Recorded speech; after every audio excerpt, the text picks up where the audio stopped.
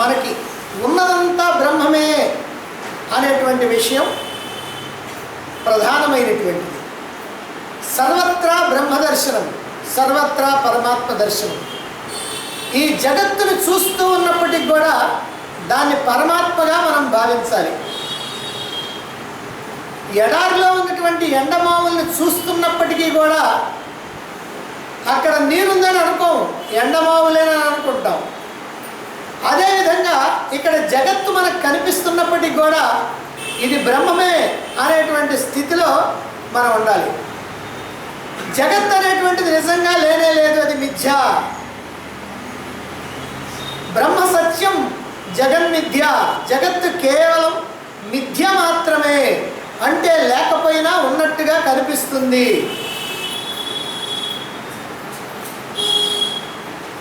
మరి ఈ ప్రకారంగా మనం తెలుసుకున్న తర్వాత, జగత్తు లేదు అని తెలుసుకున్న తర్వాత, అది మిథ్యా మాత్రంగా కనిపిస్తున్నది అని తెలుసుకున్న తర్వాత ఆ జగత్తుని మనం బ్రహ్మముగా దర్శించాలి. ఆ జగత్తుని బ్రహ్మముగా దర్శించాలి అని అంటే ఎలా కుదురుతుంది? ఆత్మజ్ఞానం వల్లనే కుదురుతుంది. అటువంటి ఆత్మజ్ఞానం లేదా ఆత్మదర్శనం ఎవరికి కలుగుతుంది? ఆత్మదర్శనం ఎలా కలుగుతుంది అనేటువంటి విషయం నేను చెప్పుకున్నాం. ఆత్మదర్శనం ఎవరికి కలుగుతుంది అనేటువంటి విషయాన్ని ఇప్పుడు మనం చెప్పుకోబోతా ఉన్నాం. అదేమిటి 65వ శ్లోకంలో చెప్తున్నారు. 65వ శ్లోకం చూడండి. సర్వగం సచ్చిదాత్మానం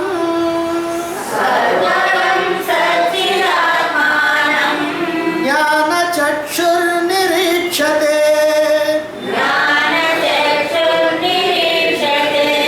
అజ్ఞాన చక్షుర్నేక్షత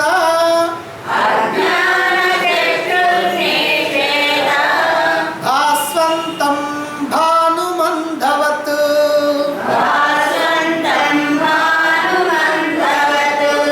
సర్వగం సచ్చిదాత్మానం, సర్వవ్యాపకమైనటువంటి సత్తు చిత్తు స్వరూపమైనటువంటి ఆత్మను. ఆత్మ యొక్క లక్షణం సర్వవ్యాపకం, సత్తు చిత్తు ఆనందం. కాబట్టి సర్వవ్యాపకమై సత్తు చిత్తు ఆనంద స్వరూపమైనటువంటి ఆత్మను జ్ఞానచక్షు నిరీక్షతే, జ్ఞాననేత్రాల ద్వారా చూడటానికి వీలవుతుంది. జ్ఞాననేత్రాల ద్వారా, జ్ఞాననేత్రం ద్వారానే చూడటానికి వీలవుతుంది. అజ్ఞాన చక్షు నా ఈక్షతే, అజ్ఞాన చక్షు అజ్ఞాన నేత్రంతో చూడటానికి వీల్లేదు. అంటే ఈ చర్మ చక్షువులతోటి ఎప్పటికీ కూడా చూడటానికి కుదిరేటువంటి పని కాదు. భాస్వంతం భానుమంధవత్తు, ఇక్కడ మనకు ఒక ఉపమానం ఇస్తున్నారు. ఎందుకంటే ఈ ఆత్మబోధలో ప్రతి శ్లోకానికి ఒక ఉపమానం ఉంటుంది. భాస్వంతం భానుం అంధవత్తు, ప్రకాశిస్తున్నటువంటి సూర్యుడిని గుడ్డివాడు చూడలేనట్టుగా, ప్రకాశిస్తున్నటువంటి సూర్యుడిని గుడ్డివాడు ఎట్లాగైతే చూడలేడో ఆ ప్రకారంగా అజ్ఞాన నేత్రం, ఈ చర్మచక్షు ఉన్నటువంటి వాడు ఏనాటికి కూడా ఆ పరమాత్మని, ఆ బ్రహ్మాన్ని దర్శించడం కుదిరేటువంటి పని కాదు. జగత్తంతా కూడా మాయా కల్పితమని, అది మిథ్యని, నిజంగా అక్కడ జగత్తు లేనే లేదు అని, కాకపోతే సత్యంగా ఉన్నటువంటి సర్వవ్యాపకమైనటువంటి బ్రహ్మమే ఆ జగత్తుగా మనకు కనిపిస్తున్నదని వేదాంతం మళ్ళీ మళ్ళీ మళ్ళీ మళ్ళీ ఘోషించి మనకి తెలియజేస్తూ ఉంది. చీకటిలో ఉన్నటువంటి వాడికి తాడు పాములాగా భ్రమ కలిగిస్తున్నట్లుగా, అజ్ఞానంలో ఉన్నటువంటి వాడికి సర్వవ్యాపకమైనటువంటి ఆ బ్రహ్మమే, పరమాత్మే జగత్తుగా భ్రమ కలుగుతూ ఉంది. కాబట్టి అదేమో అంధకారము, ఇదేమో అజ్ఞానం అనే అంధకారం. ఆ అంధకారంలోనేమో తాడు కనపడదు, దాన్ని పాము అనుకుంటాం. మరి ఈ అజ్ఞాన అంధకారంలోనేమో పరమాత్మ కనిపించదు, ఆ పరమాత్మను మనం జగత్ అని అనుకుంటున్నాం. కాబట్టి మరి ఉన్నటువంటి ఆ తాడుని కనుక చూడాలంటే చీకటి తొలగాలి. ఉన్నటువంటి పరమాత్మని కనుక నువ్వు చూడాలంటే అజ్ఞానం తొలగాలి. అజ్ఞానం తొలగాలంటే జ్ఞానం కలగాలి. కాబట్టి ఆత్మజ్ఞానం లేదా తత్వజ్ఞానం అని కావాలి, లేదా ఆత్మానుభూతి లేదా బ్రహ్మానుభూతి కలగాలి. ఎప్పుడు నిర్వికల్ప సమాధిలో, నిస్సంకల్ప స్థితిలో, నీ సహజ స్థితిలో, ఆత్మస్థితిలో అటువంటి అనుభూతి కలుగుతుంది. నేను అద్వయమైనటువంటి బ్రహ్మమునే, నేను దేహాన్ని, ఇంద్రియాలు, మనస్సు, బుద్ధి ఇవి కాదు, నేను బ్రహ్మాన్ని, నాకన్నా వేరుగా రెండవది ఇంకేమీ లేదు. కాబట్టి ఏకమైనటువంటి అద్వయమైనటువంటి ఒకే ఒక్కటైనటువంటి బ్రహ్మాన్ని నేను అనేటువంటి అనుభూతి కలగాలి.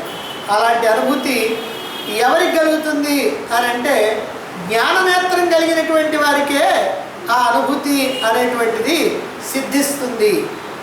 అజ్ఞాన నేత్రం ఉన్నటువంటి వాడికి అంటే చర్మచక్షువులతోటి చూడటానికి వీలు లేదు అని కూడా ఇక్కడ చెప్తున్నారు. ఎందుకని అంటే సూర్యుడు ఎంత ప్రకాశంగా, ఎంత దివ్యమైనటువంటి ప్రకాశంతో ఉన్నా, లేదా బాగా బగ ఎండాకాలంలో మండుతున్నట్టుగా ఉన్నా, కంటితోటి చూడటానికి కళ్ళున్న వాడికే సాధ్యం, కానీ కళ్ళు లేనటువంటి గుడ్డివాడికి మాత్రం ఎట్లయినా సాధ్యమవుతుందా అని అంటే సాధ్యం కాదు. గుడ్లగోపలు ఎప్పుడు కూడా సూర్యకాంతిని చూడలేవు. ఎందుకనంటే గుడ్లగోపలు వెలుగును చూడలేవు. వెలుగు కనుక వస్తే కళ్ళు మూసుకుంటాయి. కాబట్టి పగలల్లా కూడా కళ్ళు మూసుకొని ఉండేటువంటి గుడ్లగోపలు రాత్రి మాత్రం కళ్ళు తెరుచుకొని ఉంటాయి. ఎందుకంటే వెలుగుని చూడలేవు కాబట్టి ఆ గుడ్లగోపల్లాగా, ఆ సూర్యుడిని చూడలేకపోయినటువంటి గుడ్లగోపల్లాగా పరమాత్మని చూడలేనటువంటి మన పరిస్థితి కూడా అంతే. ఎందుకనంటే మనకు కూడా ఈ కళ్ళు చూడటానికి పనికిరావు. ఈ చర్మ చక్షువులు అంటే ఈ చర్మంతో తయారైనటువంటి చక్షువులు, నేత్రాలు ఆ భగవంతుడిని చూడలేవు. ఒక తండ్రి కొడుకు అలా ప్రయాణమైపోతున్నారంటే పొరుగురికి, ఓ చిన్న అడవి గుండా పోతూ ఉన్నారు. అలా సాయంత్రం అయ్యేటప్పటికి ఊరిని చేరుకోలేకపోయారు. రాత్రి పడిపోయింది.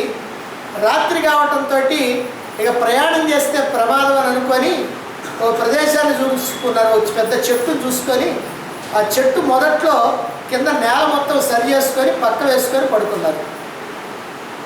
తండ్రి కొడుకు ఇద్దరు పడుకున్నారు. తెల్లవారుగానే ప్రయాణం చేయాలయ్యా అబ్బాయి, మళ్ళీ ఎండెక్కితే కాస్త కష్టం, అందుకని తెల్లవారే లేదు కానీ పడుకోమని చెప్పి కొడుక్కి చెప్పాడు. తాను పడుకున్నాడు. తెల్లవారుతూ ఉండగా కొడుకేమో ఇంకా లేవలేదు నిద్ర. మరి తండ్రి మాత్రం ఈ ప్రయాణం తొందరగా చేయాలనేటువంటి ఉద్దేశంతో నిద్రలేచాడు. నిద్రలేసిన తర్వాత కొడుకును కూడా నిద్ర లేపుతా ఉన్నాడు. మరి నాయన లేవయ్యా బాబు, త్వరగా మనం బయలుదేరి వెళదాం అని అన్నాడు. వాడు నిద్ర లేవటలా, మళ్ళీ తట్టి లేపాడు. రే బాబు నిద్ర లేవరా, సూర్యుడు పొడుస్తున్నాడు, ఎండ వస్తూ ఉంది, త్వరగా మనం బయలుదేరి వెళ్ళాలి అని అన్నాడు. ఆ చెట్టు మీద ఒక గుడ్లగోప తన పిల్లలతో ఉంటా ఉంది. ఆ పిల్ల అంటుంది తల్లితోటి, అమ్మా సూర్యుడంట పొడుస్తున్నాడంట, ఎండంట వస్తున్నదంట అంది.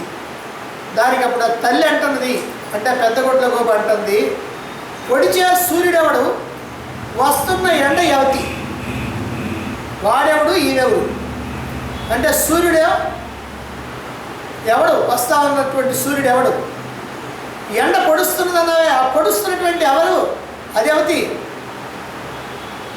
అబ్బెబ్బే నాకు తెలియదా ఏంది, సూర్యుడు ఏంది, పొడవటం ఏంది, ఎండ ఏంది, రావటం ఏంది, నాకు అన్నీ తెలుసు, నేను ఎప్పుడు పుట్టాను, ఎప్పుడో పుట్టా, నీకు చిన్నపిల్లవు కాబట్టి నీకు తెలీదు అని అంటా ఉందండి. కాబట్టి గుడ్డివాడికి సూర్యుడు కనిపించినట్టుగానే గుడ్లగోపకు కూడా సూర్యుడు కానీ కనిపించేటువంటి అవకాశం లేనేలేదు. అదేవిధంగా జ్ఞానస్వరూపమైనటువంటి ఆత్మని చూడలేదు, జ్ఞాననేత్రం మాత్రమే చూడగలుగుతుంది. జ్ఞాననేత్రానికి మాత్రమే బ్రహ్మము దర్శనమిస్తుంది, అజ్ఞాన నేత్రానికి బ్రహ్మం దర్శనమివ్వదు. ఇప్పుడు మన కన్ను ఉందనుకోండి, అది చూడగలుగుద్దే కానీ వినలేదు. చెవు ఉందనుకోండి, వినగలుగుద్దే కానీ చూడలేదు. అదే ప్రకారంగా ఒక్కొక్క దానికి ఒక్కొక్క లక్షణం ఉంటుంది. మరి గుడ్డివాడు ఉన్నాడంటే వాడు మాత్రం ఏమీ చూడలేడు, వినగలుగుతాడు. చెవిటివాడు ఉన్నాడంటే ఏమి చూడలేడు, ఏమీ వినలేడు, చూడగలుగుతాడు. అదే ప్రకారంగా ఇక్కడ కూడా జ్ఞాననేత్రం ఉన్నటువంటి వాడు మాత్రమే పరమాత్మ దర్శనం చేసుకోగలుగుతాడు. అజ్ఞాన నేత్రంలో ఉన్నటువంటి వాడు ఏమి కూడా చూడలేడు. సృష్టి అంతా దృష్టి మీద ఆధారపడింది. నిజంగా ఈ సృష్టి అంతా కూడా మన యొక్క దృష్టి మీద ఆధారపడింది. అదేమిటండి, మన దృష్టి ఎట్టున్నా సృష్టి ఏమైనా మారుద్ది. దృష్టిం జ్ఞానమయం కృత్వా పశ్యత్ బ్రహ్మమయం జగత్ అని అన్నారు. ఈ దృష్టిని కనుక నువ్వు జ్ఞానమయం చేసుకుంటే ఈ జగత్ అంతా కూడా బ్రహ్మమయంగా కనిపిస్తుంది. మనకు కావాల్సింది అదే. జగత్తుని జగత్తుగా కాదు మనం చూడాల్సింది, బ్రహ్మముగా చూడాలి, పరమాత్మగా చూడాలి. దేహాన్ని పరమాత్మగా చూడాలి, జీవుణ్ణి పరమాత్మగా చూడాలి, జగత్తుని పరమాత్మగా చూడాలి, జంతువుల్ని పరమాత్మగా చూడాలి, పక్షుల్ని పరమాత్మగా చూడాలి, క్రిమికీటకాల్ని పరమాత్మగా చూడాలి, చెట్టు పుట్ట నదులు పర్వతాలు సముద్రాలు అన్నింటినీ కూడా పరమాత్మగా దర్శించాలి. ఇదే సర్వత్రా పరమాత్మ దర్శనం, ఇదే మోక్షం. ఇలా సర్వత్రా పరమాత్మను దర్శించాలి అని అంటే దృష్టిని జ్ఞానమయం చేసుకోవాల్సినటువంటి అవసరం. దృష్టి అజ్ఞానపూరితమైతే జగత్తుగానే కనిపిస్తూ ఉంటుంది, అంటే పరమాత్మ కూడా జగత్తులాగానే కనిపిస్తాడు. దృష్టిని జ్ఞానమయం చేస్తే ఈ జగత్తు కూడా పరమాత్మలాగా కనిపిస్తూ ఉంది. అందుకని జ్ఞానాకారం, దృష్టి జ్ఞానాకారం కావాలి, జ్ఞానమయం కావాలి. దృష్టి అనేటువంటిది జ్ఞానమయం కావాలి, అంటే ఆత్మజ్ఞానం అనేటువంటిది కావాలి.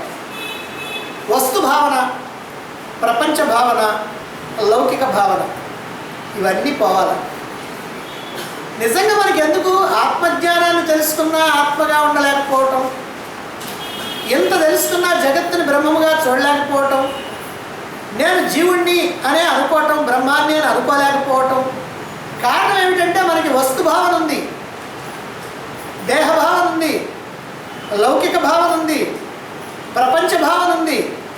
ఈ జగద్భావన ఏదైతే ఉందో ఆ జగద్భావన కాస్త మనకి అంతం కావాలి. అది అంతమయ్యేదాకా మనలో ఉన్నటువంటి మలినాలన్నీ కూడా తొలగిపోవు. మన యొక్క సంకల్పాలన్నీ కూడా వదిలిపెట్టి, బుద్ధిలో ఉన్నటువంటి సంకల్పాలను విడిచిపెట్టి సర్వ ప్రాపంచికమైనటువంటి విషయాల్ని వదిలిపెడితే మనకి జ్ఞాననేత్రం. జ్ఞాననేత్రం వల్ల బ్రహ్మానుభూతి కలుగుతుంది. మరి బ్రహ్మానుభూతి కలిగి సర్వత్రా బ్రహ్మాన్ని దర్శించాలంటే, సర్వత్రా పరమాత్మను దర్శించాలంటే అందుకు జ్ఞాననేత్రం కావాలి అని ఇంతవరకు ఈ శ్లోకంలో మనం చెప్పుకున్నాం. అయితే ఆ జ్ఞాననేత్రం ఎలా తెలుసుకుంటుంది అనే విషయాన్ని ఇప్పుడు తర్వాత శ్లోకంలో చెప్తున్నారు. 66వ శ్లోకాన్ని చూడండి. శ్రవణాదిభిరుద్దీప్త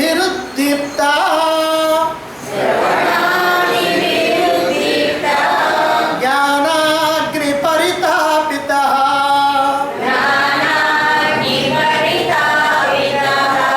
జీవ సర్వమలాన్ముక్త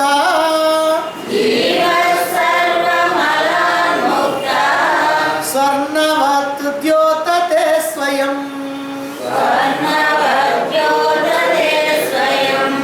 ఇక్కడ కూడా ఒక అద్భుతమైనటువంటి ఉదాహరణ ఇచ్చారు.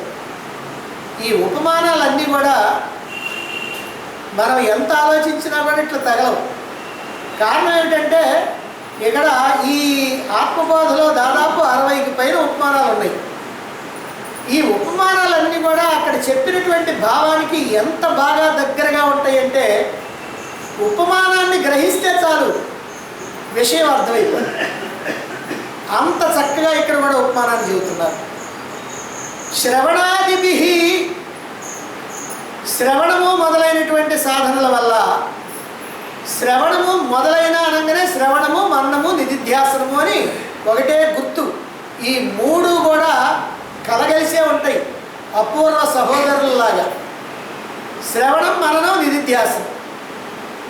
ఈ మూడు సాధనాల వల్ల ఉద్దీప్త ప్రజ్వలించబడినటువంటి, ఈ మూడు సాధనాల వల్ల ప్రజ్వలించబడినటువంటి జ్ఞానాగ్ని పరితాపిత, జ్ఞానాగ్ని పరితాపిత, జ్ఞానం అనేటువంటి అటువంటి అగ్నియందు, జ్ఞానం అనేటువంటి అగ్నియందు కాల్చబడినటువంటి జీవుడు.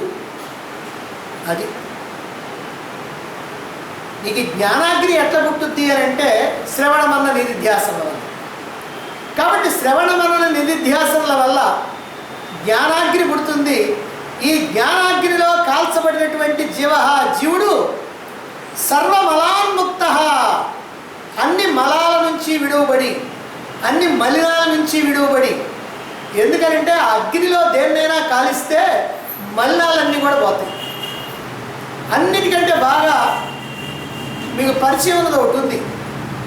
మన గ్యాస్ పొయ్యిలో అదిగో ఆ బర్నర్లు ఉంటాయి, బాగా తుప్పు పడతాయి. కొన్నాళ్ళకి 4 ఏళ్ళు 5 ఏళ్ళు 10 ఏళ్ళు అయ్యేటప్పటికి బాగా తుప్పు పడతాయి, ఆ రంధ్రాలన్నీ బూడిపోతూ ఉంటాయి. అప్పుడు మనం రిపేరింగ్ పోతాం. ఏం చేస్తారు, ఆ రెండింటిని కూడా తీసి, ఆ 2 బర్నర్ని తీసి కొలిమిలో కాలుస్తారు, బాగా ఎర్రగా కాల్చేస్తారు. కాలిస్తే ఏమవుతారంటే మనమేం చేయక్కర్లా, ఆ పట్టినటువంటి నూనె జిడ్డు మరకలు, ఆ దుమ్ము ధూళి, దానికి అతుక్కున్నటువంటి మలినాలు అన్నీ కూడా వాటెత్తరయ్యే రాలిపోతాయి. దాంట్లో ఎర్రగా కాల్చడంతో అన్నీ దానంతరం రాలిపోతాయి. శుభ్రంగా నీట్గా ఏ రకమైనటువంటి మలినం లేకుండా చూస్తుంది. అగ్నికి ఆ శక్తి ఉంది. అగ్ని అనేటువంటిది మలినాలన్నింటినీ కూడా తొలగించేటువంటిది అగ్ని. అందుకనే ఇక్కడ చెప్తున్నారు, అన్ని మలినాల నుంచి కూడా విడవబడి ఏమవుతుందంట, స్వర్ణవత్తు ద్యోతతే స్వయం, స్వర్ణవత్తు ద్యోతతే స్వయం, బంగారంలాగా స్వయంగా ప్రకాశిస్తాడు. బంగారం కూడా అంతే, దాన్ని కూడా కొలువులో కాలిస్తే బాగా మరిగి మరిగి మరిగి అదంతా మరిగిన తర్వాత ఒక్కసారిగా అది గట్టి పడిపోయి, చల్లారిన తర్వాత గట్టి పడిపోయి దానిలో మలినాలన్నీ పోయి బ్రహ్మాండమైనటువంటి రంగుతో కనపడతా ఉంటుంది. దాన్ని మేలిం బంగారం అంటారు, 24 క్యారెట్స్. కాబట్టి జ్ఞాననేత్రం అనేటువంటిది మనకున్నటువంటి ఇంద్రియాలలాగా ఓ ప్రత్యేకమైనటువంటి నేత్రం కాదు.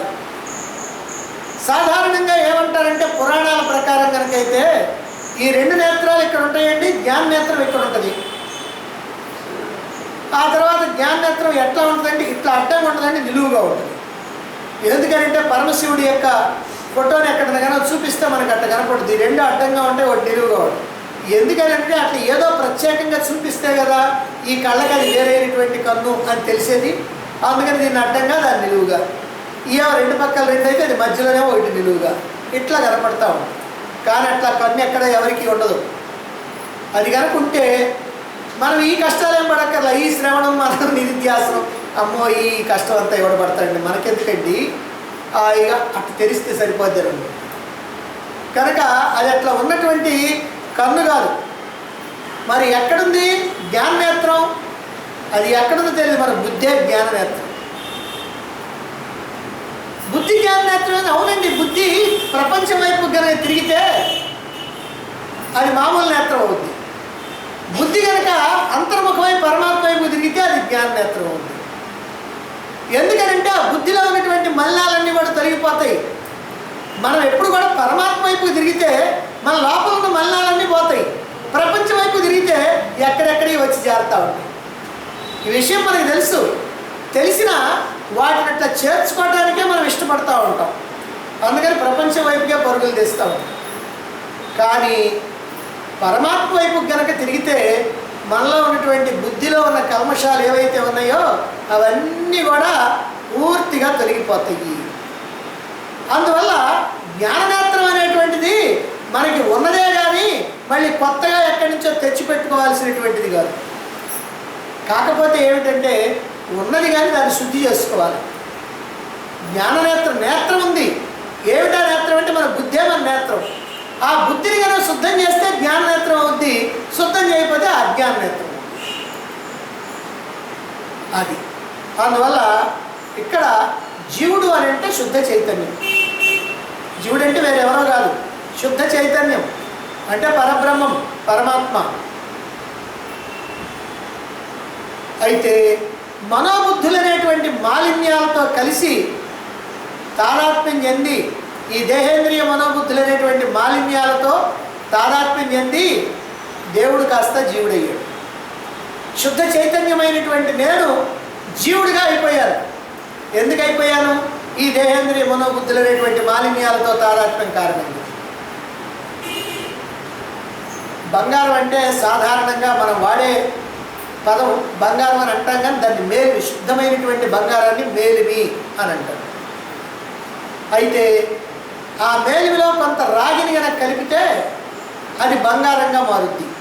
అప్పుడు వస్తువులు తయారు చేయడానికి వీలవుద్ది. 24 క్యారెట్ల బంగారం అంటే మేలిమితోటి వస్తువు చేయడానికి వీల్లేదు, ఇరిగిపోతూ ఉంటుంది, మెత్తగా ఉంటుంది. అందుకని ఆ రాగిని కనుక కలిపితే అప్పుడు అది కాస్త బంగారం అవుద్ది. దాంతో వస్తువులు తయారు చేయడానికి వీలవుద్ది, దాంట్లో రాళ్ళు బతకడానికి వీలవుద్ది, మనకి ఎంతో అందంగా కనిపిస్తుంటుంది, ఆభరణాలుగా మనం ధరించడానికి వీలవుతుంది. అయితే ఎప్పుడైనా మనకు అవసరమైనప్పుడు ఈ బంగారాన్ని స్వచ్ఛంగా మేలింగా కనుక మార్చాలి అని అంటే మరి మనం ఏం చేయాలా? ఈ బంగారాన్ని తీసుకెళ్ళి ముద్దగా చేసి అక్కడ కొలివిలో కనుక పెట్టినట్లయితే అది కాస్త బాగా కొలివిలో కాలి కాలి కాలి కాలి అది కాస్త ద్రవరూపంగా తయారు. ఈ ద్రవరూపంగా ఎందుకు తయారైంది అని అంటే దాంట్లో ఉన్నటువంటి రాగి కానీ వెండి కానీ ఇతర మలినాలు ఏవైనా సరే మొత్తం కూడా దాంట్లో నుంచి ఎగిరిపోతాయి. అవన్నీ పోయి చివరికి ఆ బంగారం ఆ ద్రవ రూపంలోకి వస్తుంది. దాన్ని కాస్త చల్లారిస్తే అది మనకి ఒక ముద్ద మాదిరిగా మనకు వచ్చేస్తాం. కాబట్టి జీవుడి నుంచి కూడా ఈ మాలిన్యాలు తీసేస్తే, బంగారపు వస్తువు నుంచి మాలిన్యాలు కనుక తీసేస్తే శుద్ధమైనటువంటి బంగారం అయినట్టుగా ఈ జీవుడి నుంచి కూడా మనోబుద్ధులు అనేటువంటి మాలిన్యాలు కనుక తీసేస్తే శుద్ధ చైతన్య స్వరూపమైనటువంటి పరమాత్మ గారే ఉంటాడు. కాబట్టి మనం చేయాల్సింది ఏంటంటే మాలిన్యాలు తొలగించడమే, ఇంకా అంతకంటే ఏం చేయాలి. అంటే మాలిన్యంతో ఉంటే జీవుడు, మాలిన్యం తొలగిస్తే దేవుడు. శరీర మనోబుద్ధుల యొక్క తాదాత్మ్యంతో ఉంటే జీవుడు, శరీర మనోబుద్ధుల యొక్క తాదాత్మ్యాన్ని విడిచిపెడితే దేవుడు. అదే ముక్తి, అదే మోక్షం, అదే అనాత్మ నుంచి ముక్తి, అదే తాదాత్మ్యం నుంచి ముక్తి, అదే శరీర మనోబుద్ధుల నుంచి విముక్తి, విడుదల, మోక్షం. కాబట్టి పరమాత్మని మనం కొత్తగా ఎక్కడో వెతకాల్సినటువంటి పని లేదు. ఆయన ఉన్నవాడే కానీ తెచ్చుకోవాల్సినటువంటి వాడు కాదు. ఆయన ఎప్పుడూ అంతటా ఉన్నటువంటి వాడే. కాబట్టి ఆయన కోసం ఎక్కడికి పరుగులు తీయాల్సిన పనిలే, ఏ రకమైనటువంటి కర్మలు చేయాల్సినటువంటి అవసరం లేదు. మన యొక్క మనోబుద్ధుల్ని శుద్ధి చేసుకోవటం కనుక చేతనైతే చాలు. ఈ మనోబుద్ధుల్ని కనుక శుద్ధి చేయటం అని అంటే ఈ దేహేంద్రియ మనోబుద్ధుల యొక్క తాదాత్మ్యాన్ని విడిచిపెట్టాలి. అందుకని శుద్ధి ఎట్లా చేయాలి అనేటువంటి విషయాన్ని ఈ శ్లోకంలో చెప్తున్నారు. శుద్ధి చేయటం అని అంటే బుద్ధిలో ఉన్నటువంటి ప్రాపంచికమైనటువంటి వాసనలు ఏవైతే ఉన్నాయో వాటిని పోగొట్టాలి. పోగొట్టాలంటే బుద్ధిని అంతర్ముఖం చేయాలి, పరమాత్మ వైపుకు తిప్పాలి. బుద్ధిని పరమాత్మ వైపుకు తిప్పటం ఎలా, అంతర్ముఖం చేయటం ఎలా, మలినాలు పోగొట్టడం ఎలా, శుద్ధి చేయటం ఎలా అనేటువంటి విషయాన్ని మనకి ఇక్కడ చెప్తున్నారు. మరి ఎలా ఎలా ఎలా ఎలా అంటే దానికి ఇక్కడ సమాధానం చెప్పారు. సద్గురువు ద్వారా శాస్త్ర శ్రవణం దానికి పునాది. పునాది ఏంటి అని అంటే సద్గురువు ద్వారా శాస్త్ర శ్రవణం చేయాలి. ఆత్మ అంటే ఏమిటో, అనాత్మ అంటే ఏమిటో వివరంగా తెలుసుకోవాలి. తెలుసుకున్న తర్వాత ఆత్మ అంటే శాశ్వతమైనటువంటిదని, మనం అందుకోవాల్సిందని, అనాత్మ అంటే అశాశ్వతమైనటువంటిదని, అనిత్యమైనటువంటిదని, వదిలించుకోవాల్సిందని తెలుసుకొని ఆ అనాత్మ వైపు నుంచి నీ దృష్టిని మరలించి ఆత్మ వైపుకు తిప్పాలి. అనాత్మ రుచిగా ఉండొచ్చు, సుఖంగా ఉండొచ్చు, కానీ ఆనందం మాత్రం ఉండదు. అందుకని ఆ పరమాత్మ వైపుకి నీ దృష్టిని తిప్పాలి. కాబట్టి వివేకంతో ఆత్మని అనాత్మని విడదీయటం నేర్చుకోవాలి. ఆత్మ నుంచి అనాత్మను తొలగించి ఆత్మతో ఐక్యమైపోయేటువంటి ఉపాయాన్ని తెలుసుకొని ఆత్మగా ఉండిపోవాలి. మనకి సాధన చతుష్టయ సంపదలో ఆత్మానాత్మ వివేకం అని చెప్పారు. దానికే సాధన. ఈ ఆత్మానాత్మ వివేకం, ఆత్మ అంటే ఏమిటి, అనాత్మ అంటే ఏమిటి, దాని లక్షణాలు ఏమిటి, దీని లక్షణాలు ఏమిటి అని మనం చక్కగా తెలుసుకొని, ఇక్కడ ఆత్మ అనాత్మ రెండూ కలిసి ఉన్నాయి, దీంట్లో ఆత్మ ఎక్కడుంది, అనాత్మ ఎక్కడుంది, ఆత్మ అంటే ఏమిటి, అనాత్మ అంటే ఏమిటి అని తెలుసుకొని, నేనేమో ఆత్మనే కానీ అనాత్మని కాదు అని తెలుసుకొని ఈ అనాత్మని కాస్త తొలగించేస్తే మనం ఏం మిగులుతాం, ఆత్మగా మిగిలిపోతాం. కాబట్టి ఇది ఆత్మానాత్మ వివేకం. ఎలా సాధ్యమవుతుందండి? మరి తెలుసుకోమన్నారు కదా, ఆత్మని అనాత్మని తెలుసుకోవాలన్నారు కదా, అందుకనే శ్రవణం చేయాలి. శ్రవణం చేస్తే ఏం శ్రవణం చేయాలి? శాస్త్ర శ్రవణం చేయాలి. ఏమని చేయాలి? ఆత్మజ్ఞానాన్ని గురించి తెలుసుకోవాలి. ఆత్మజ్ఞానాన్ని ఎందుకు తెలుసుకోవాలంటే నువ్వు ఆత్మగా ఉండాలి కాబట్టి. నువ్వు ఆత్మగా ఉండాలి కాబట్టి ఆత్మ కంటే అన్యమైనటువంటి దాన్ని తొలగించుకోవాలి, అంటే అనాత్మని తొలగించుకోవాలి. ఈ విషయం అంతా శ్రవణం చేసిన తర్వాత మననం చేసి స్థిరపరచుకోవాలి. ఆ తర్వాత నిధిధ్యాసనం ద్వారా మనం దర్శించాలి, ఆత్మదర్శనం చేయాలి. దీనికోసం నీలో ఉన్నటువంటి మాలిన్యాలన్నీ తొలగించుకోమని చెబుతున్నారు. అలా తొలగించుకోవడానికి ముందుగా నిష్కామ కర్మ, ఉపాసన, గురుసేవ, జపం, ఈ 4 ఆధ్యాత్మిక రంగంలో ఉన్నటువంటి వాళ్ళకి ప్రధానం. ఏమండి నాకు తొలగిపోవట్లేదండి, మెల్లాలు తొలగవు. అది తొలగాలంటే నిష్కామ కర్మ చేయాలి, ఉపాసన చేయాలి, ఉపాసన దగ్గరగా కూర్చోండి, పరమాత్మకి దగ్గరగా ఉండి, గురుసేవ చేయాలి, జపం చేయాలి. ఈ 4 సాధనాలు కూడా మనలో ఉన్నటువంటి మలినాలు తొలగించుకోవడానికి తప్పకుండా సహాయపడతాయి. అలాగే ఆత్మవిచారణ చేస్తూ నిరంతరము కూడా నేను ఆత్మను అనేటువంటి భావంలో నిలిచిపోవాలి, ఆత్మగా నిలిచిపోవాలి. సమాధి స్థితిలో నీ స్వరూపంలో నిలిచిపోవాలి. సమాధిలోనే సత్యదర్శనం, అందుకని సమాధి స్థితిలో స్వరూప దర్శనం కావాలి. ఈ చెప్పినటువంటి సాధనలన్నీ చేస్తే ఏం జరుగుతుంది? జ్ఞానాగ్ని పుడుతుంది. ఈ సాధనలుగా చేస్తే జ్ఞానాగ్ని పుట్టుద్ది. మరి జ్ఞానాగ్ని పుడితే మరి అందులో బాగా అగ్ని కదా, మరి దాంట్లో ఏమేసి దహించాలి, మనం దేన్ని తగలబెట్టాలా అంటే జీవుడిలో ఉన్నటువంటి మాలిన్యాలన్నీ కూడా అందులో తగలబడిపోతాయి. వీటి వల్ల జ్ఞానాగ్ని పుట్టుద్ది. జ్ఞానాగ్నిలో మనలో ఉన్నటువంటి మాలిన్యాలు ఏవైతే ఉన్నాయో అవన్నీ కూడా పూర్తిగా తొలగిపోతాయి. మాలిన్యాలన్నీ తొలగితే శుద్ధ చైతన్యం మిగులుతుంది. శుద్ధ చైతన్యం అనేటువంటి పదం వాడిది ఎందుకంటే అందులో ఒక్క మాలిన్యం కూడా లేదు, శుద్ధంగా ఉంది అని చెప్పడానికి. కాబట్టి అది స్వయం ప్రకాశమై తనంతట తానుగా ప్రకాశిస్తుంది, వెలుగుతూ ఉంటుంది. నీవు సర్వవ్యాపక చైతన్యమైనటువంటి బ్రహ్మముగా, అంతులేనటువంటి ఆనందంగా, అనంతమైనటువంటి ఆనంద సాగరంగా అలా ఉండిపోతాడు. ఈ విషయాన్ని శంకరాచార్యుల వారు ఈ ఉపమానంతో తెలియజేస్తూ ఉన్నారు. బంగారం ఉపమానంతో చెప్తూ ఉన్నారు. బంగారం వస్తువులు మనకి ఎన్నన్నా ఉన్నాయి, ఆ వస్తువులన్నీ మనకు అక్కర్లేదు, దాన్ని కాస్త మార్చి మరొక రకమైనటువంటి వస్తువులు చేయించుకోవాలి అని అనుకున్నప్పుడు దాన్ని కాస్త ముద్ద చేసి కొలువులో ఉంచేసి దాన్ని కరిగించేస్తాం. అనేకమైనటువంటి రసాయనాలతో దాన్ని శుద్ధి చేస్తూ ఉంటారు. దాన్ని ఎక్కువ ఉష్ణోగ్రతలో వేడి చేసినప్పుడు అది బాగా ద్రవం మాదిరిగా అవుతుంది. ఆ ద్రవం కనుక గట్టిపడితే శుద్ధమైనటువంటి మేలిం బంగారం పచ్చని కాంతితో మిలమిలా మెరుస్తా కనపడతాం. ఇది నిజంగా కొత్తగా వచ్చిందేమి కాదు. ఈ మెరుపు దానికి కొత్తగా రాలే, మెరుపు దానికి ఉంది, కానీ మెరుపును పోగొట్టడానికి కల్మషాలు కలిసి, కల్మషాలు తీసేటప్పటికల్లా మెరుపు అలాగనే వచ్చేసింది. కాబట్టి అది సహజంగా ఉంది.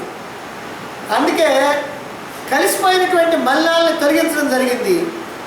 అదేవిధంగా ఈ శ్రవణ మనన నిధిధ్యాసనల ద్వారా మనలో ఉన్నటువంటి మాలిన్యాలన్నీ కనుక తొలగితే ఆత్మ స్వయం సిద్ధంగా ప్రకాశిస్తుంది. అంతేగాని ఆత్మని ఎక్కడెక్కడో వెతకడానికి కనుక ప్రయత్నం చేస్తే ఎంతకాలం ప్రయత్నం చేసినా ఈ జీవితం కాదు, ఎన్ని జన్మల ప్రయత్నం చేసినా ఎప్పటికీ కూడా తెలుసుకోవటం మనం. అగ్నిలో పుటం పెట్టినప్పుడే పచ్చని పసిమి రంగులో పసిడి మనకి లభిస్తుంది. అలాగే నిర్వికల్ప సమాధి అనేటువంటి సాధన, నిర్వికల్ప సమాధి సాధన అనేటువంటి జ్ఞానాగ్ని. అక్కడ అగ్ని మామూలు అగ్ని, ఇది జ్ఞానాగ్ని. ఈ జ్ఞానాగ్నిలో జీవుడు తన యొక్క శరీర మనోబుద్ధుల యొక్క తాదాత్మ్యం అనేటువంటి మాలిన్యాన్ని కనుక తొలగించేసుకున్నట్లయితే శుద్ధ చైతన్యంగా, పరబ్రహ్మంగా, పరమాత్మగా అనుభూతి పొందుతాడు. అదే మోక్షం. అయితే నిర్వికల్ప సమాధిలో ఆత్మదర్శనం కావాలంటే దానికి ముందుగా సవికల్ప సమాధి అభ్యాసం చేయాలి. నిర్వికల్ప సమాధిలో నేను బ్రహ్మాన్ని అనేటువంటి అనుభూతి మనకు కలగాలంటే ముందుగా సవికల్ప సమాధి అనేటువంటిది ఒకటి ఉంది, దాన్ని అభ్యాసం చేయాలి. ఆ సవికల్ప సమాధిలో ముందుగా సవికల్ప, స వికల్ప, అది నిర్వికల్ప, నిర్వికల్ప సవికల్ప. నిర్వికల్ప అంటే ఒక్క ఆలోచన కూడా రాకుండా ఉంది. సవికల్ప అంటే మధ్య మధ్యలో ఆలోచనలు వస్తాయి. అయితే అసలైన ఆలోచన ఉంటుంది, అది నువ్వు చేస్తూ ఉండాలి. ఏమిటి ఆలోచన చేయాలా అంటే సర్వవ్యాపక బ్రహ్మముగా, నేను సర్వవ్యాపక బ్రహ్మముగా ఉన్నాను. నేను అంటే ఈ దేహేంద్రియ మనోబుద్ధులు కాదు. అజ్ఞానంలో ఈ దేహమే నేనని అనుకున్నా, దానివల్ల కొన్ని బాధలు పడ్డాను. కానీ ఇప్పుడు తెలిసింది ఈ దేహం నేను కాదు, నేను శాశ్వతంగా ఉండేవాడిని. ఈ దేహం మధ్యలో ఎప్పుడో ఒకప్పుడు పోయేది. దేహం ఉన్నా లేకున్నా నేనున్నాను. దేహం ఉన్నా నేనున్నా, దేహం లేకపోయినా నేనున్నా. కాబట్టి ఇలాంటి శాశ్వతమైనటువంటి తత్వం నేనైతే ఈ దేహమే నేను అనుకుని అశాశ్వతమైనటువంటి వాడిని నేను అనుకుంటా ఉన్నా. నాదేముందండి, ఏదో ఇంకా 4 ఏళ్ళు 5 ఏళ్ళు 10 ఏళ్ళు ఉండేవాడిని అని ఇలా అనుకుంటా ఉన్నా. కానీ నిజం ఏమిటంటే నేను అలా అశాశ్వతమైనటువంటి తత్వాన్ని కాదు, నేను శాశ్వతమైనటువంటి బ్రహ్మాన్ని, సర్వవ్యాపకమైనటువంటి బ్రహ్మాన్ని, సూక్ష్మాతి సూక్ష్మమైనటువంటి బ్రహ్మాన్ని, స్వయం ప్రకాశమైనటువంటి బ్రహ్మాన్ని అని అలా ధ్యానించాలి. ఆ సవికల్ప సమాధిలో ధ్యానించాలి. నేను బ్రహ్మాన్ని అనేటువంటి వృత్తిపూర్వక ధ్యానాన్ని అలా నిరంతరం చేయటమే సవికల్ప సమాధి. వృత్తిపూర్వకంగా, వృత్తి అని అంటే ఆలోచన అని అర్థం. కాబట్టి నువ్వు ఏం ఆలోచన చేస్తావు? చాలామంది ధ్యానం అని అంటే కళ్ళు మూసుకొని కూర్చోవడమే కదండి అంటారు. మనం పిల్లలకు కూడా నేర్పేటప్పుడు కళ్ళు మూసుకొని కూర్చోయా, కళ్ళు మూసుకొని కూర్చో, అదే ధ్యానం. ఇంకా వాడికి ఇంకేం తెలియదు, వాడికేది మనకే తెలియదు. ఏంటంటే కళ్ళు మూసుకున్న తర్వాత ఏం చేయాలా అనేటువంటి ప్రశ్న ఎప్పుడో వస్తుంది. మామూలు కనుకైతే చాలామంది ఏం చెబుతారంటే కళ్ళు మూసుకొని కూర్చో, అదే ధ్యానం అంటారు. కనుక ధ్యానం అంటే ధ్యానించాల్సిందేంటి? దేన్నైనా ధ్యానించాల్సి వస్తే కదా ధ్యానం అనేది. ఏమి ధ్యానించాల్సిన పని లేకపోతే ధ్యానం ఎందుకు అవుతుంది? కట్టాల కూర్చోవడం. అందుకనే శంకరాచార్య వారు చెప్పారు దానికి ఒక మాట, ఎండిపోయినటువంటి జంబేర వృక్షంలా కూర్చోవడం అన్నారు. ఎండిపోయినటువంటి నిమ్మ చెట్టు అటు ఇటు కదలదు, కాస్త ఆకులు కొమ్మలు ఎన్ని కనుకుంటే గాలికి అటు ఇటు కదులుతూ ఉంటాయి. ఎండిపోయినటువంటిది ఏమంటే ముద్దాలు అట్టే ఉంటుంది. అదిగో ఆ రకం కూర్చుంటే ఏం ప్రయోజనం లేదని చెప్పడం కోసం ఎండిన జంబేర వృక్షం అంటాడు శంకరాచార్య వారు. అందుకని నేను బ్రహ్మాన్ని అనేటువంటి వృత్తిపూర్వకమైనటువంటి ధ్యానాన్ని సాగిస్తూ ఉంటే అది సవికల్ప సమాధి. ముందు సవికల్ప సమాధి. దీనికి తోడుగా మనం ఇంకో పని చేయాలి. అదేమిటంటే వైరాగ్యం. వైరాగ్యం అనుకుంటే మన ఆలోచనలన్నీ పోతాయి, సంకల్పాలన్నీ పోతాయి. సంకల్పాలన్నీ ఏమిటంటే రాగం మీద వస్తున్నాయి. మనం ఏ వస్తువునైతే చూస్తున్నాం ఆ వస్తువు కావాలని అనుకుంటున్నాం. ఎందుకంటే ఆ వస్తువు నాకు సుఖాన్ని ఇస్తుంది అనేటువంటి భావనతోటి, నాకు అది కీర్తిని ప్రతిష్టని కలిగిస్తుందనే భావంతో, నాకు ఆనందాన్ని కలిగిస్తుంది అనేటువంటి భావంతో, నాకు 10 మందిలో మంచి పేరు ప్రతిష్టలు తీసుకొచ్చి పెట్టింది అనేటువంటి భావంతో, 10 మందిలో నేను గొప్పగా ఉంటాననేటువంటి భావంతో మనం ఈ లోకంలో చూసినటువంటి వస్తువుల్ని కొన్నిటిని మనం కావాలని అనుకుంటాం, కొన్నిటిని వద్దనుకుంటాం. అది వేరే విషయం. అంటే రాగం ఉంది, ద్వేషం ద్వేషం ఉంది, ఆసక్తి ఉంది, అనాసక్తి ఉంది. కాబట్టి ఇలా మనం వైరాగ్యం అనేటువంటిది కనుక మనలో కనుక ఉన్నట్టయితే ఈ ప్రాపంచికమైనటువంటి వస్తువుల మీద రాగం ఆసక్తి లేదు, ఉండదు. అది ఎప్పుడైతే ఉండదో వాటిని సంపాదించాలనేటువంటి ఆలోచన ఉండదు. అదే సంకల్పరాహిత్యం, అదే నిస్సంకల్ప స్థితి, అదే నిర్వికల్ప స్థితి. కాబట్టి నిస్సంకల్ప స్థితి, నిర్వికల్ప స్థితి అనేటువంటి నిర్వికల్ప సమాధిలో మనం ప్రవేశించాలంటే ముందుగా సవికల్ప సమాధిలో ఉండి ఆ సవికల్ప సమాధిలో అటు ఇటు మనసు పోతా ఉంటే మనం వైరాగ్యంతో ప్రాపంచిక విషయాల మీద అనాసక్తితోటి మనం ఆ ఆలోచనలన్నీ కూడా తొలగించుకొని అలా మనం ఆ బ్రహ్మాన్నే చింతిస్తూ ఉంటే అది నిర్వికల్ప సమాధి. అయితే ఇదంతా కూడా ఎవరికంటే తీవ్ర మోక్షాపేక్ష ఉన్నటువంటి వాళ్ళు, ఇహలోక సుఖాల మీద కానీ పరలోక సుఖాల మీద కానీ ఏ రకమైనటువంటి ఆసక్తి లేకుండా ఉన్నటువంటి వాళ్ళు. ఇహాముత్రార్థ ఫల భోగ విరాగ, ఇహ అముత్ర, ఇక్కడ అక్కడ ఏదో భోగాలు అనుభవించాలనేటువంటి కోరిక లేకుండా ఉన్నటువంటి వాళ్ళకి మాత్రమే ఈ తీవ్రమైనటువంటి వైరాగ్యం. ఆ తీవ్ర వైరాగ్యం ఉన్నటువంటి వాళ్ళకే ప్రాపంచిక విషయాల పట్ల ఆసక్తి లేకుండా, ఆలోచనలు లేకుండా, సంకల్పాలు లేకుండా నిర్వికల్ప స్థితి. ఆ నిర్వికల్ప స్థితిలో ఎవరున్నారో వాళ్ళకే పరమాత్మ దర్శనం.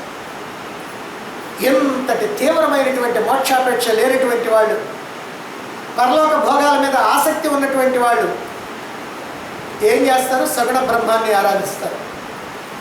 సగుణ బ్రహ్మారాధన అని అంటే నిర్వికల్ప స్థితి, నిర్గుణ స్థితి కాకుండా, నిరాకార స్థితి కాకుండా సాకార సగుణం అంటే ఏదో ఒక ఆకారాన్ని, ఏదో ఒక ప్రతిమని పెట్టుకొని దాన్ని భగవంతుడిగా భావించి పూజించడం, అర్చించడం, ప్రార్థించడం ఇవన్నీ కూడా చేస్తూ ఉంటాం. దానివల్ల ఏమవుతుంది? బ్రహ్మలోక ప్రాప్తి. ఎందుకంటే మనకి రెండు దారులు ఉన్నాయి. ఏమిటా దారులు అంటే ఒకటి పితృయానం, రెండు దేవయానం. జాగ్రత్తగా వినండి, రేపు బ్రహ్మసూత్రాల్లో కూడా మళ్ళీ ఇది వస్తుంది.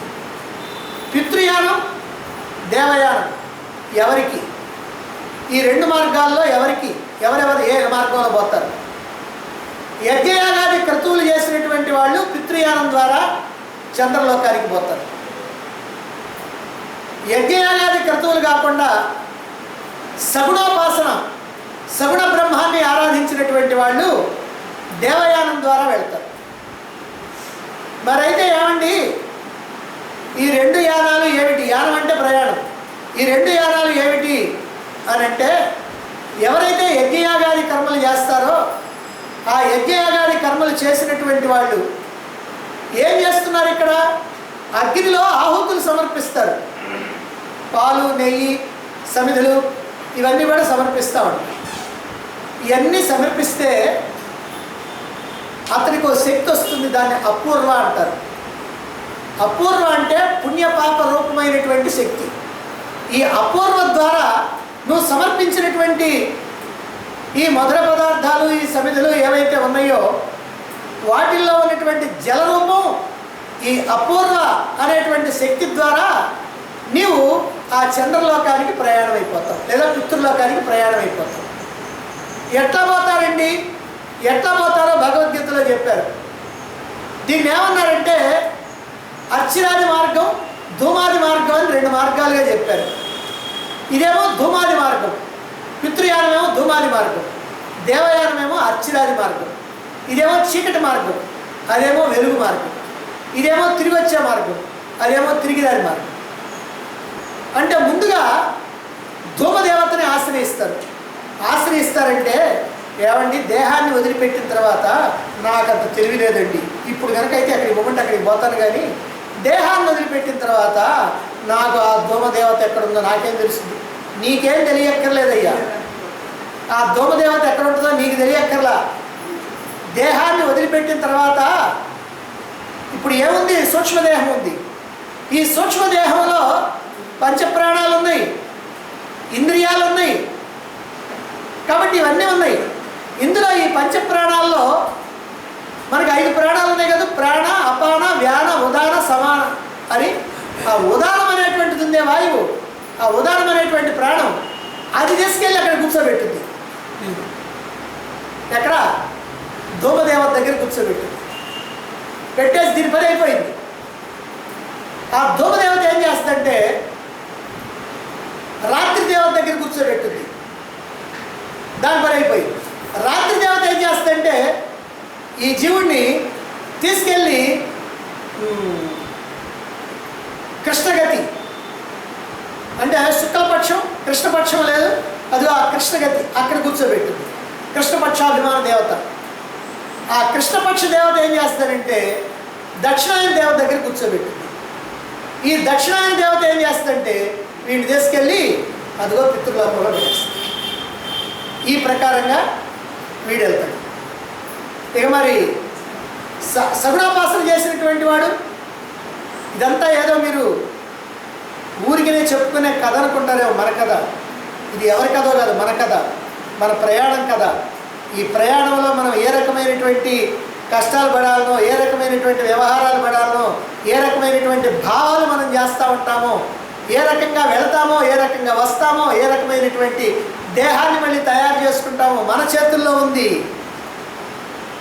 ఇది తెలుసుకోక దీని వైపుకి పోక కేవలం డబ్బు సంపాదించడం, ఇల్లు వాకిళ్ళు కట్టుకోవటం, సుఖభోగాలను పెంచడం, వస్తువులు కొనుక్కోవటం ఇదే ప్రధానం అనుకోని ఇందులో ఉండిపోయినటువంటి వాడు ఇవి ఏమీ తెలియకపోయినా నాకేం తెలియదండి నేను పోవాలంటానికి వీల్లేదు, ఖచ్చితంగా పోవాలి. నిజంగా నీకేం తెలియకపోతే, ఏ పుణ్యకార్యం చేయకపోతే నువ్వు కూడా పోతావు. ఎక్కడికి పోతావు అంటే దాంట్లో చెప్తారు. అంటే మనం మామూలుగా అయితే చెప్పుకోకూడదు, రేపు శ్లోకంతో సహా చెప్తాప్పుడు సూకర జన్మ అంటే పందిగాన్న పుడతావంట, లేకపోతే శునక అంటే కుక్కగా, అంటే ఇలాంటి జన్మలు వస్తాయంట. నాకు అక్కర్లేదండి ఇవన్నీ ఎవరికంటే మీలాంటి వాళ్ళకి కావాలి, మాకెందుకనండి అనేటువంటి వాళ్ళు ఉన్నారు. అదిగో వాళ్ళకి వచ్చే జన్మలు ఇవి. అందువల్ల ఈ దేవయాన మార్గంలో పోయేటువంటి వాళ్ళు ఏమిటంటే ఈ ఉదాహరణ వాయువు ఏం చేస్తుంటే వీడిని తీసుకెళ్ళి ఆ అర్చి దేవత దగ్గర కూర్చోబెట్టి, ఆ అర్చి అహహ అంటే పగటి దేవత దగ్గర కూర్చోబెట్టి, ఈ పగటి దేవత ఏం చేస్తారంటే తీసుకెళ్ళి ఆ శుక్లపక్ష దేవత దగ్గర, శుక్లపక్ష దేవత ఉత్తరాయణ దేవత తీసుకెళ్ళి చంద్రమండలంలో వదిలింది. చంద్రమండలం అంటే ఈ చంద్రమండలం కాదు, అందుకని చంద్రలోకం, ఆ చంద్రలోకంలో వదిలింది. అక్కడి నుంచి ఒక్కొక్క లోకాన్ని దాటుకుంటూ అతను బ్రహ్మలోకానికి వెళ్తాడు. బ్రహ్మలోకానికి వెళ్ళి చాలా కాలం హాయిగా అక్కడే కూర్చుంటాడు. కూర్చొని బ్రహ్మగారితో పాటు ఆయన కూడా పోతాడు. అది ఆయన తిరిగి వచ్చే పని. ఇది దేవయానం. కాబట్టి ఇలా 2 యానాలు మార్గాలు మనకు ఉన్నాయి. అందుకని ఎవరైతే ఈ సగుణోపాసన చేస్తారో వాళ్ళేమో దేవయానం ద్వారా బ్రహ్మలోకానికి చేరుకుంటారు. నాకు అది చేత కాదండి, నేను ఊరికే యజ్ఞయాగాలు చేసుకుంటానని అంటే దీనివల్ల కూడా నీకు సుఖభోగాలు ఉన్నాయి. ఖచ్చితంగా స్వర్గలోకానికి వెళ్ళటం ఉంది. ద్యులోకం అని అంటారు, స్వర్గలోకం. ఆ స్వర్గలోకానికి వెళ్ళటం ఉంది, అక్కడ భోగాలు అనుభవించడం ఉంది. మళ్ళీ తర్వాత తిరిగి వచ్చి నీ దగ్గర ఏవైతే ఆ కర్మఫలాలు, ఆ ప్రారంభ కర్మఫలాలు తయారైనయో అదిగో వాటి ప్రకారం ఇక్కడ జన్మించాలి. అవి ఉన్నంత వరకు వాటిని అనుభవించాలా. అవి కాస్త అయిపోతే మళ్ళీ దేహాన్ని వదిలిపెట్టుకోవాలి. ఇది అక్కడ మార్గం. కాబట్టి మోక్షమే లక్ష్యంగా పెట్టుకున్నటువంటి వాడు, నాకు మోక్షమే కావాలి అని అనుకున్నటువంటి వాడు తప్పనిసరిగా శాస్త్రజ్ఞానాన్ని ఒక సద్గురువు ద్వారా తప్పకుండా శ్రవణం చేయాలి. ఆ తర్వాత అనేకమైనటువంటి వైరాగ్య సాధనలు చేసి సగుణ బ్రహ్మారాధన ద్వారా నిర్గుణ బ్రహ్మారాధన దాకా వెళ్ళి జ్ఞానాగ్నిని పుట్టించాలి. ఆ జ్ఞానాగ్ని పుట్టిస్తే సర్వమైనటువంటి కల్మషాలన్నీ కూడా తొలగిపోయి బ్రహ్మ సాక్షాత్కారం కలుగుతుంది. ఆ బ్రహ్మ సాక్షాత్కారం కారణంగా అనంతమైనటువంటి ఆనందం కలుగుతుంది. కాబట్టి ఈ ప్రకారంగా ఎవరైతే ఈ జ్ఞాన నేత్రాన్ని పొందుతారో ఆ జ్ఞాన నేత్రాన్ని పొందినటువంటి వాళ్ళే ఆ మోక్షాన్ని పొందగలుగుతారు. ఆ మోక్షం వల్లనే ఆ శాశ్వతమైనటువంటి ఆనందం. అయితే ఆత్మ సాక్షాత్కారం వల్ల లభించేటువంటి ఫలితం ఏమిటి అనే ఫలశ్రుతిని చెప్పబోతున్నారు. ఎందుకంటే ఇంకా 2 శ్లోకాల్లోకి వచ్చాం. ఈ 2 శ్లోకాలు కూడా ఫలశ్రుతికి సంబంధించినటువంటి విషయాల గురించి ఇక్కడ తెలియజేస్తూ ఉంది ఈ ఆత్మబోధ. ఇక్కడ మనం ఒక విషయాన్ని కూడా గమనించాలి. ఏమిటంటే మనకి అనేకమైనటువంటి మార్గాలు ఉన్నాయి. ఇక్కడ ఎవరినైనా ఏదైనా ఓ పని చేయమంటే అమ్మో నా వల్ల కాదు అన్నాడు. సరే అది కాకపోతే మన నిజంగా చేయ, ఇది కూడా నా వల్ల కాదు, ఇది కూడా కాకపోతే ఇది చెయ్యి అన్నాడు. అట్లానే మనకు కూడా ఏంటంటే వేదాంతంలో అనేకమైనటువంటి మార్గాలు ఉన్నాయి. కొడితే ఏను కుంభస్థానాన్ని కొట్టాలి అన్నట్టుగా మోక్షమే కావాలంటావా? అది పూర్తిగా నీకు ఆత్మజ్ఞానమే, ఆ జ్ఞాన విచారణే నీకు మోక్షాన్ని అందిస్తుంది. నేను అంత దూరం బాలేనండి అంటావా? సగుణోపాసన ద్వారా ఆ బ్రహ్మలోకానికి చేరుకోవచ్చు. నాకు అది కష్టమండి అంటావా? యజ్ఞాగాది కర్తువుల ద్వారా స్వర్గలోకానికి చేరి మళ్ళీ వచ్చి జన్మించడం. అసలు నేను మీరు చెప్పేది వినండి, నాకు ఎట్లా తోస్తే అట్లా మాట్లాడతా, ఎట్లా తోస్తే ఆ పనులు చేస్తూ ఉంటా. పాపాలు పుణ్యాలు నాకు లేవు, అది మీలాంటి చేతగాని వాళ్ళకే ఉంది. నాకు మాత్రం పాపం లేదు, పుణ్యం లేదు. నేను హాయిగా ఆనందాన్ని అనుభవించడమే నాకు కావాలా. నాకు బాగా అందరిలోకి నేను పెద్ద గొప్పవాడిని కావాలా. ఎవరినైనా ఎదురొస్తే తంతా, లేకపోతే వాడిని నరికి పారేస్తా అని అంటావా? అదేమీ చేసుకోవచ్చు. అప్పుడు ఏమవుతాడంటే నరకానికి పోవటం, ఇక్కడ నువ్వు నరుకుతావు, అక్కడ నరకం. అందుకని ఆ నరకానికి పోవటం, అక్కడ శిక్షలు అనుభవించడం, తర్వాత ఏమవుతాడంటే మళ్ళీ ఏ పురుగుగానో పుట్టగానో కీటకంగానో పందిగానో కుక్కగానో నల్లిగానో బలిగానో పిల్లిగానో ఏదో రకంగా పుట్టడం, ఇక్కడ అనుభవించడం, మళ్ళీ జన్మ తర్వాత జన్మ, జన్మ తర్వాత జన్మ, జన్మ తర్వాత జన్మ, ఈ జంతు జన్మలే నీకు గతి. కనుక మనకి అన్ని మార్గాలు ఉన్నాయి. తెలుసుకుంటే మంచి మార్గాన్ని వెళ్ళొచ్చు, తెలుసుకోకపోతే చెడ్డ మార్గాన్ని పోవచ్చు. ఏ మార్గాన్ని పోతే దానికి సంబంధించినటువంటి ఫలితం వస్తుంది. కానీ ఇక్కడ పుణ్యం చేసి నాకు కష్టం రావాలన్న రాదు, పాపం చేసి సుఖం రావాలన్నారు. ఆ విషయాన్ని కూడా మనం తెలుసుకోవాలా. కాబట్టి అన్నిటికంటే ప్రధానమైనటువంటిది మానవుడిగా పుట్టినటువంటి వాడికి ఒక ప్రత్యేకత ఏమిటంటే బుద్ధి. భగవంతుడు బుద్ధినిచ్చి వారు నాయన నీ బుద్ధిని బాగా ఉపయోగించుకోరంటే మనం బుద్ధిని బుద్ధి చేసుకుంటుంటే ఏం ఉపయోగం? బుద్ధి లేని జన్మలు వస్తుంది. ఎందుకంటే భగవంతుడు మనకి బుద్ధినిచ్చి పంపించాడు, ఈ బుద్ధిని బాగా ఉపయోగించుకోమన్నాడు, నా దగ్గరికి రమ్మన్నాడు. ఆహా నాకొద్దు, ఈ బుద్ధి వద్దు, నాకేమొద్దు అన్నావా, ఇక బుద్ధి లేని జన్మలే. కొన్ని వందల వేల జన్మలు బుద్ధి లేని జన్మలే నీకు వస్తాయి. అందువల్ల మళ్ళీ మానవ జన్మ రాదు. కాబట్టి ఇప్పుడే కళ్ళు తెరవాలి. కళ్ళు తెరిచి మన యొక్క ప్రయాణం ఏమిటంటే మోక్షం అనేటువంటిదే మనం పెట్టుకోవాలి. అదే ఆత్మ సాక్షాత్కారం. ఆ ఆత్మ సాక్షాత్కారం వల్ల, ఆ మోక్షం వల్ల ఏ రకమైనటువంటి ఫలితాలు మనకు వస్తుంటాయో ఆ ఫలితాల గురించి మనం రేపు చెప్తున్నాం.